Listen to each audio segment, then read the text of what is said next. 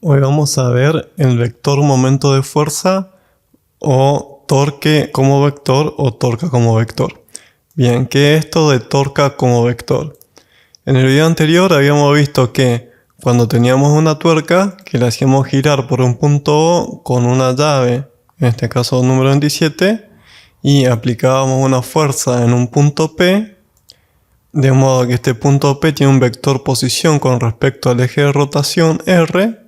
Entonces podemos componer a la fuerza en una componente tangencial al vector posición y perpendicular al vector posición.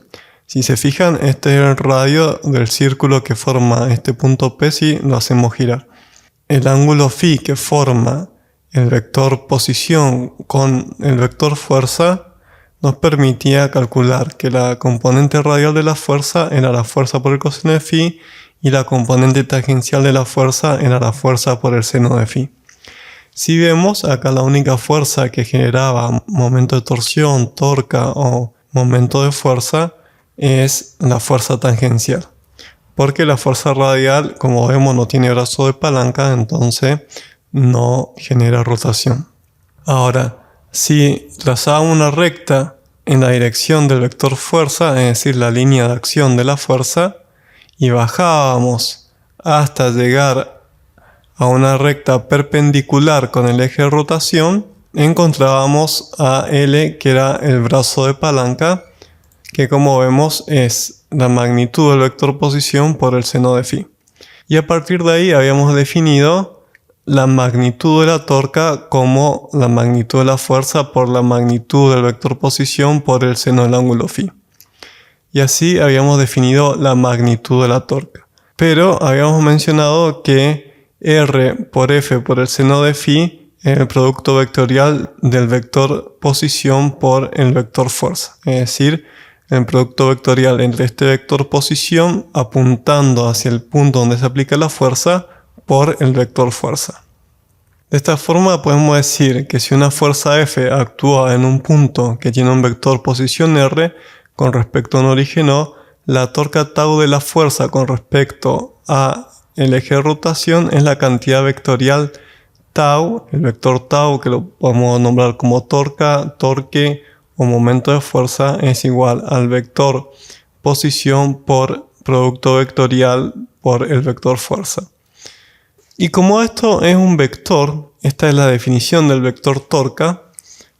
Si nos acordamos de cuando vimos el repaso en la unidad 1 de vectores, el producto vectorial entre dos vectores es un vector perpendicular al plano formado por los dos vectores que estamos multiplicando. Entonces estaría como saliendo o entrando de la pantalla por el punto O. Como es un vector, tiene varias propiedades, entonces las vamos a analizar. Si tenemos, por ejemplo, esta tuerca que está en este tornillo y mediante esta llave francesa le aplicamos una fuerza en su brazo de palanca, la vamos a hacer girar en el sentido antihorario. Entonces, R es el vector posición desde el eje de rotación hasta el punto donde aplicamos la fuerza. Como acabamos de decir, el vector torca es el producto vectorial del vector posición por el vector fuerza. Entonces nos queda la ecuación que vimos recién. Ahora vemos lo siguiente. En el video anterior vimos que la magnitud del vector torca era igual a la magnitud del vector fuerza por la magnitud del vector posición por el seno del ángulo φ, que es el ángulo que forma el vector posición con el vector fuerza. Pero como la torca es un vector, además tiene dirección. ¿Y cuál es la dirección? Como dijimos recién, es perpendicular tanto al vector posición como al vector fuerza. Es decir, tenemos el vector posición y el vector fuerza. Estos están formando un plano y un vector perpendicular a ese plano formado por R y por F va a ser en la dirección del eje de rotación o del tornillo. Entonces, ¿qué nos falta? Ya tenemos la dirección, tenemos la magnitud con esta ecuación, nos falta el sentido.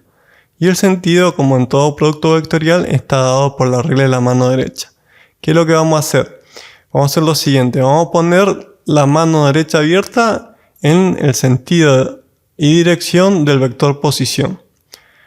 Y vamos a cerrar los dedos de la mano derecha en el sentido de la línea de acción de la fuerza que estamos aplicando. El pulgar nos va a indicar hacia arriba en este caso. Quiere decir que el sentido del vector torca es hacia arriba. Está en el eje de rotación y el sentido está dado por la regla de la mano derecha. ¿Qué pasa ahora si nosotros tenemos la misma tuerca con la misma llave francesa, pero le aplicamos la fuerza en el sentido contrario? Obviamente vamos a hacer girar a la tuerca en sentido horario esta vez. El vector posición del punto de aplicación de la fuerza va a ser el mismo. En este caso vemos que el producto vectorial de vuelta va a ser un vector perpendicular a este plano, que básicamente lo podemos imaginar. Entonces va a ir hacia arriba o hacia abajo como va el tornillo. Entonces ya tenemos la dirección, que es la del eje de rotación, tenemos la magnitud y nos falta el sentido. Aplicamos de vuelta la regla de la mano derecha y ponemos a los dedos de la mano derecha abiertos y apuntando en la dirección y en el sentido del vector posición. Los cerramos en el sentido de acción de la fuerza. El pulgar nos indica hacia abajo, que es el sentido del vector torca. Y ahí ya tenemos cómo encontrar la magnitud, la dirección y el sentido del vector torca. ¿Qué pasa? Ahora tenemos cierta perspectiva que nos permite ver el vector fuerza. Si no la tuviéramos, cuando un vector apunta hacia, en este caso, la pantalla y en la carpeta hacia la hoja, lo graficamos así. Una X significa un vector entrando por la pantalla. Y cuando el vector está saliendo de la pantalla, como en este caso, lo graficamos con un círculo. Así nos vamos a manejar en mecánica clásica para indicar que un vector está entrando en la pantalla o en la hoja o saliendo de la pantalla o de la hoja. Y ahí ya queda este tema de momento de fuerza, torca o torque explicado. En el video anterior habíamos obtenido esta ecuación para calcular la magnitud. Habíamos explicado qué era la torca, qué resultado produce en el cuerpo. Y en los siguientes videos lo que vamos a hacer es ejercicio para aprender a calcularla. Ya tenemos todos los datos, lo que nos va a faltar es ponerlo en práctica. Entonces los invito a seguir viendo los siguientes videos para aprender a usar estas ecuaciones en problemas de la vida real. Si te sirvió, dale like y suscríbete para estar informado con los nuevos videos.